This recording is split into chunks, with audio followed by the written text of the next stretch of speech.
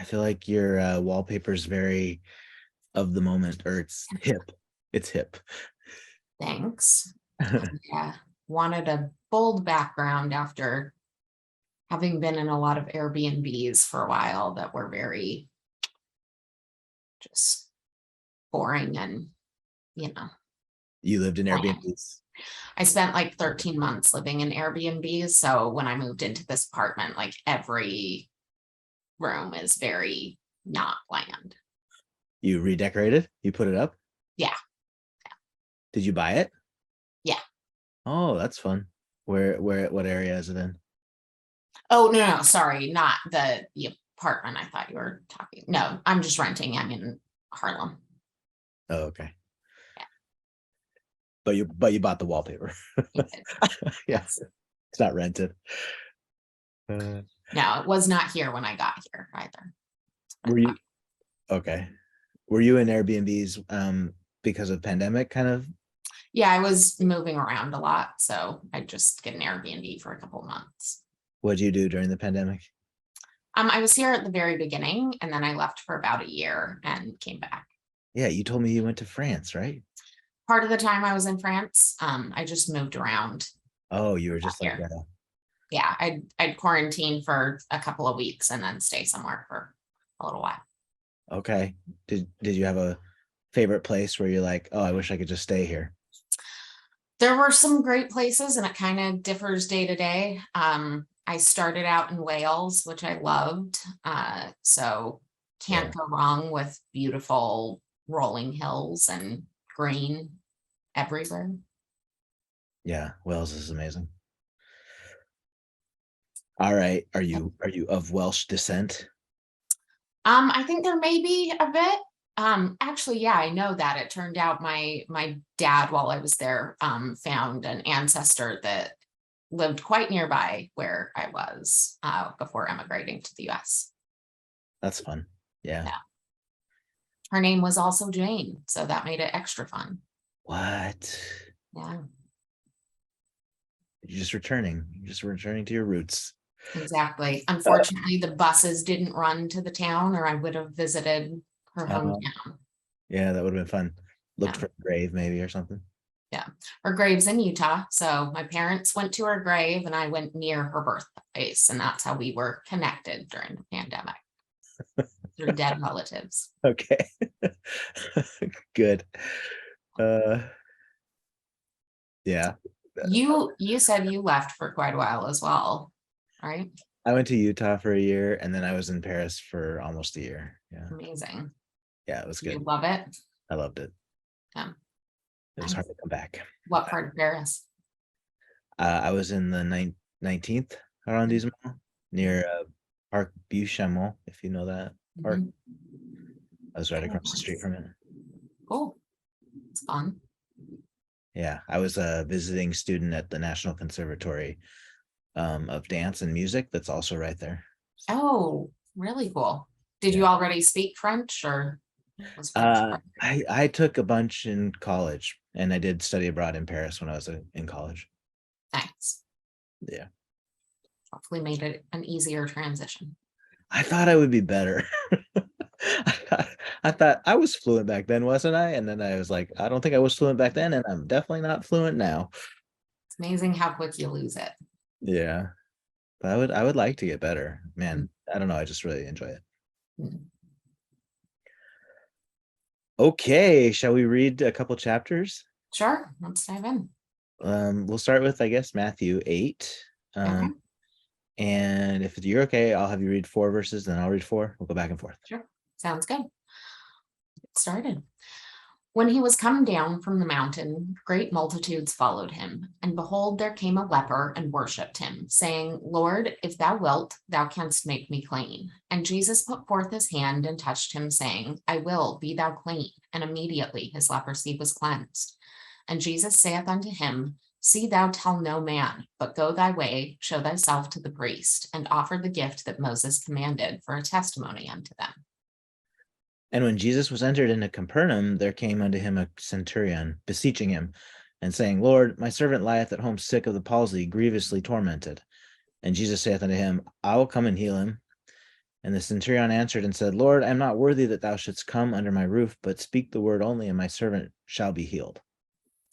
For I am a man under authority, having soldiers under me. And I say to this man, go, and he goeth, and to another, come, and he cometh, and to my servant, do this, and he doeth it.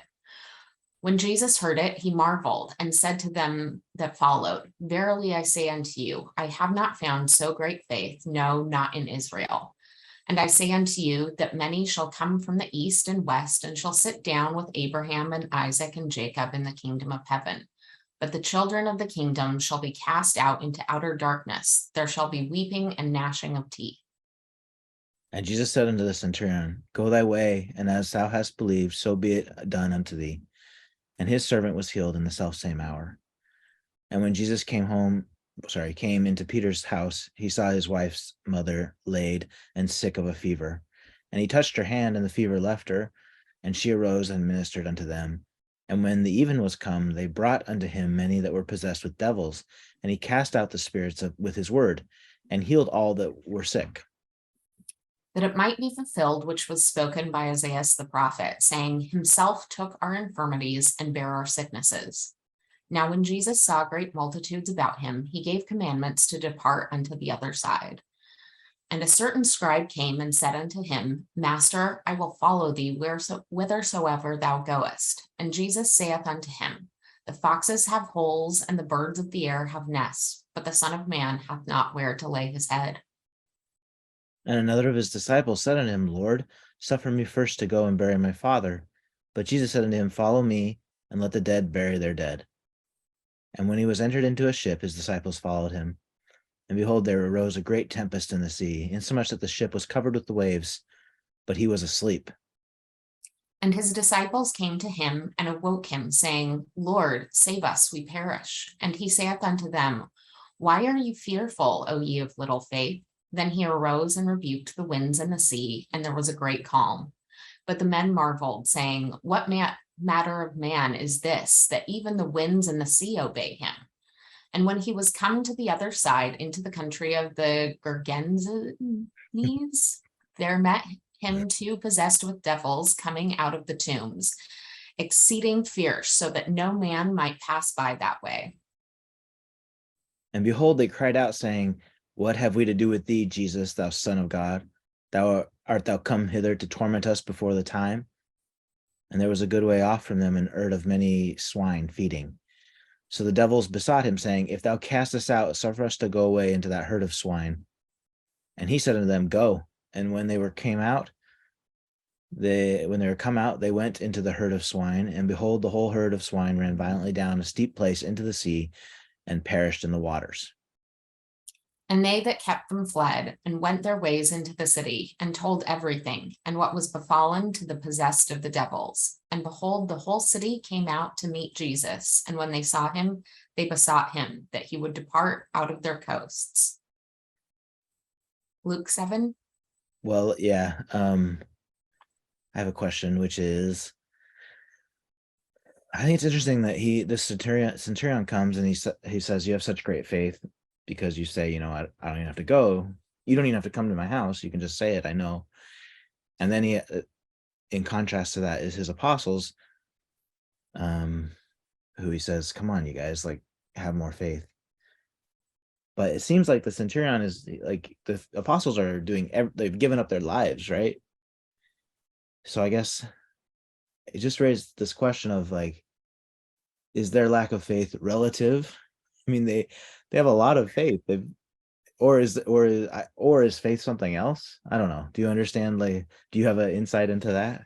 That's an interesting thought. I hadn't really thought about that. I think the version of the centurion story in Luke, I think the centurion comes to him. So I think that's an interesting difference between the two gospels, is because I know a lot of times that version in Matthew, it's kind of called out that he didn't even think he was worthy of going to Christ to ask for this miracle.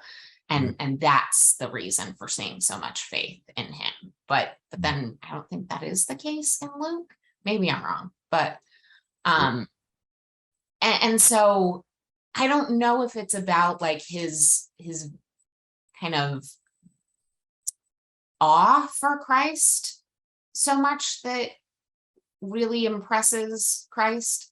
I think it has more to do with him saying, like, as much as I believe that when I command my army to do something, they'll do it, I believe that if I say to you, can you do this, you'll do it. Like, just as much as he has faith in himself, he has faith in Christ.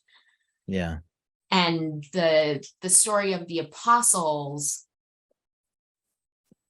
they seem to have as little faith in themselves to do something like that as they would Christ. They seem very genuinely surprised that Christ is able to command the sea. I don't know. And Yeah. they certainly, the action, sorry, what were you going to say? Oh, no, that's helpful. Yeah. Certainly the action, what? The actions the apostles have taken have shown great faith, but like in this moment, they still, even after all that, seem to be like, what? You're able to command the sea? I don't know. Yeah. On a scale of 1 to 100, I'm curious if the centurion has more faith than the apostles, because nothing would surprise him. Or that's the feeling I have. Nothing would surprise him. Christ can do anything. He can make the sea calm. But on the scale of how much action you've taken to follow Christ, it seems like the apostles are above the centurion. They've given up everything. Yeah. I think those are two definitions of faith that we conflate sometimes. Yeah, no, I think that's a great point. I also think I worked with a woman years ago who was also Mormon, who would sometimes joke about people who considered themselves Mormon royalty because they were so many generations removed from a prophet, or they were currently related to general authorities, or I'm related to current general authorities. And I think we sometimes do see like a hierarchy based on callings or positions within the church that have nothing to do with individual faith, and that a person who was baptized yesterday and a member of the 12 can have equal amounts of faith in some things and differing amounts in other things. And, it isn't a hierarchy when it comes to personal faith. Yeah, I love that. That's well said. And I'm going to remember that from this. Think about Mormon royalty a lot because of her. Oh, really? Was she one of them? I mean, did you No, think we knew a couple of people in common that would frequently bring it up. So she always referred to that group as Mormon royalty. And we were maybe being a little sarcastic, but yeah. I think about, like, I don't want to fall into that ever. Yeah, it's something worth maybe satiring a little bit. Yeah. All right, great. Let's do Luke 7. Right. I'll let you start again. You Okay. want? First 4, or should I do the first 2 and then we can go 4 and 4? I think I wouldn't be able to keep track as well. I got the multiples of 4 down. Gotcha. All right, I'll start. Now, when he had ended all his sayings in the audience of the people, he entered into Capernaum, and a certain centurion's servant who was dear unto him was sick and ready to die. And when he heard of Jesus, he sent unto him the elders of the Jews, beseeching him that he would come and heal his servant. And when they came to Jesus, they besought him instantly, saying that he was not worthy for whom he should do this. For he loveth our nation, and he hath built us a synagogue.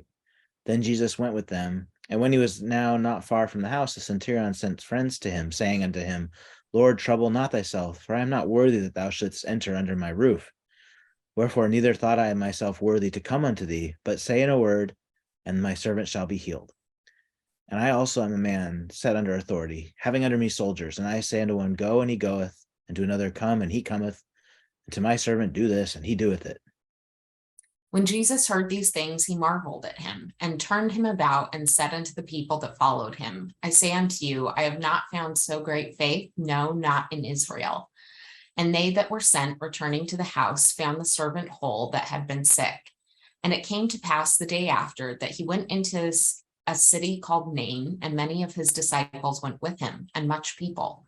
Now when he came nigh to the gate of the city, behold, there was a dead man carried out, the only son of his mother, and she was a widow, and much people of the city was with her. And when the Lord saw her, he had compassion on her, and he said unto her, Weep not. And he came and touched the bier, and they that bare him stood still. And he said, Young man, I say unto thee, arise. And he that was dead sat up and began to speak, and he delivered him to his mother. And there came a fear on all, and they glorified God, saying that a great prophet is risen up among us, and that God hath visited his people. And this rumor of him went forth throughout all Judea and throughout all the region round about. And the disciples of John showed him of all these things. And John, calling unto him 2 of his disciples, sent them to Jesus, saying, Art thou he that should come, or look we for another? When the men were to come unto him, they said, John Baptist has sent us unto thee, saying, Art thou he that should come, or look we for another? And in that same hour he cured many of their infirmities and plagues, and of evil spirits. And unto them that were blind he gave sight. Then Jesus answering said unto them, Go your way, and tell John what things ye have seen and heard, how that the blind see, and the lame walk, and the lepers are cleansed, the deaf hear, the dead are raised, to the poor the gospel is preached. And blessed is he, whosoever shall not be offended in me. And when the messengers of John were departed, he began to speak unto the people concerning John. What went ye out into the wilderness for to see? A reed shaken with the wind? But what went ye out for to see? A man clothed in soft raiment? Behold, they which are gorgeously apparelled and live delicately are in king's courts. But what went ye out for to see? A prophet? Yea, I say unto you, and much more than a prophet. This is he of whom it is written, Behold, I send my messenger before thy face, which shall prepare thy way before thee. For I say unto you, among those that are born of women, there is not a greater prophet than John the Baptist, but he that is least in the kingdom of God is greater than he. And all the people that heard him and the publicans justified God, being baptized with the baptism of John. But the Pharisees and lawyers rejected the counsel of God against themselves, being not baptized of him. And the Lord said, Whereunto then shall I liken the men of this generation, and to what are they like? They are like unto children sitting in the marketplace, and calling one to another, and saying, We have piped unto you, and ye have not danced. We have mourned to you, and ye have not wept. For John the Baptist came neither eating bread nor drinking wine, and ye say, He hath a devil. The Son of Man is come eating and drinking, and ye say, Behold, a gluttonous man, and a winebibber, a friend of publicans and sinners. But wisdom is justified of all her children. And one of the Pharisees desired him that he would eat with him, and he went into the Pharisee's house and sat down to meat. And behold, a woman in the city, which was a sinner, when she knew that Jesus sat at meat in the Pharisee's house, brought an alabaster box of ointment, and stood at his feet behind him weeping, and began to wash his feet with tears, and did wipe them with the hairs of her head, and kissed his feet, and anointed them with the ointment. Now when the Pharisees which had bidden him saw it, he spake within himself, saying, This man, if he were a prophet, would have known who and what manner of woman this is that toucheth him, for she is a sinner. And Jesus answering said unto him, Simon, I have somewhat to say unto thee. And he saith, Master, say on. There was a certain creditor which had 2 debtors. The one owed 500 pence, and the other 50. And when they had nothing to pay, he frankly forgave them both. Tell me, therefore, which of them will love him most? Simon answered and said, I suppose that he to whom he forgave most. And he said unto him, Thou hast rightly judged. And he turned to the woman and said, Simon, seest thou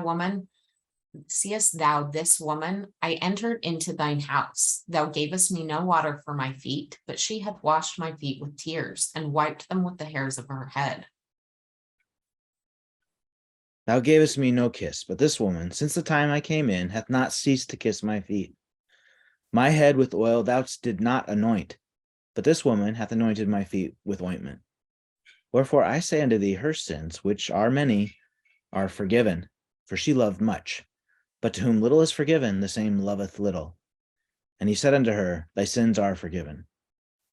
And they that sat at meat with him began to say within themselves, Who is this that forgiveth sins also? And he said to the woman, Thy faith hath saved thee. Go in peace. I thought it was interesting. I found that last story very powerful this time reading it, but I also thought it was interesting that this idea of John the Baptist being set up as a foil to Christ, like you say he's, what is it? You criticize him for being too extreme one way, I'm too extreme the other way. Which is, I don't know, I just found that interesting of, because I always wondered, why does John the Baptist live in the wilderness, eat locusts, wear skins? And maybe it's partially to be a foil to Christ, an opposite. I don't know. Makes sense. Yeah. I love I just found it, very moving that he's so grateful to the woman, or recognizes so much what matters. It's hard to recognize what matters sometimes in life. Yeah, no, this is a story I really love. I mean, I love anytime there are stories involving women in the Bible, because we get so few of them, but particularly just the recognition of, I think this is probably one of the more demonstrable stories of the idea that God is not a respecter of persons. Mm-hmm. Yeah. Wow. Well, that was awesome. Thank you so much for doing it.